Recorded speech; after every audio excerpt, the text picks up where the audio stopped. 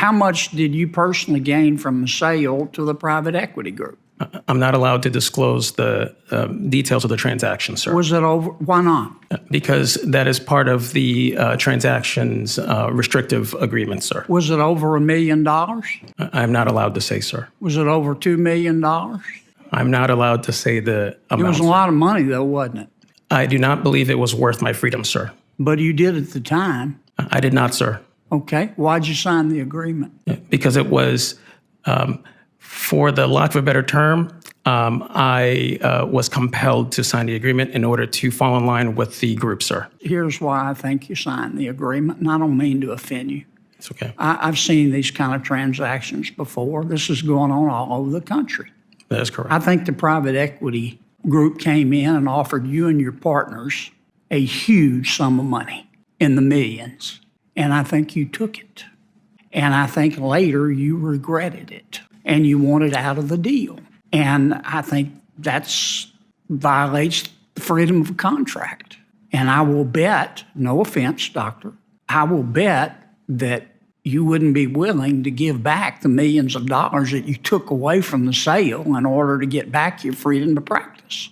I have to say that, number one, I was not in favor of the sale. That's number one. And then number two, I have to disagree with your final statement without giving away any details. But I can say in my personal experience that is false, sir. Okay. You took the money, though, didn't you? The thing that I disagree with, sir, is whether or not I gave it back. Yeah, but did you take the money? I gave it back, sir. You gave back all the money that the private equity group paid you. As part of the... Is that your testimony? As part of the settlement, I have to say that I had to buy out of the non-compete. Yeah, I don't want to play games, Doc, but yes, sir. When the private equity guys came in and said, we want to buy you out, you might have disagreed with your partners, but it sounds like they outvoted you. That's correct. You could have left the practice then. You chose not to. You chose to take the money, did you not? If I chose to leave the practice, sir, I would have had to leave the state. I get that. But you took the money, did you not? Yes. Okay, thank you. Let's suppose that Elon Musk decided to leave Tesla. General Motors hired him away. Said, we'll pay you $50 billion a year because we, General Motors, are sucking wind, and they are.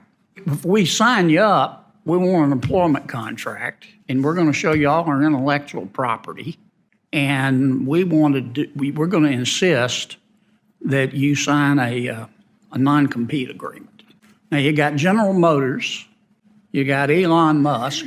Why should those two not be allowed to negotiate an employment contract, including a non-compete agreement?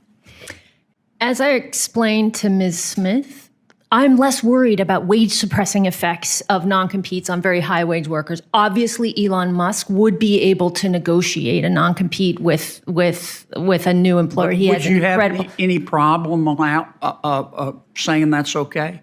There are other options for but GM. Would you have a problem? I would have a deep problem with saying that's okay because we're talking just against all non-competes.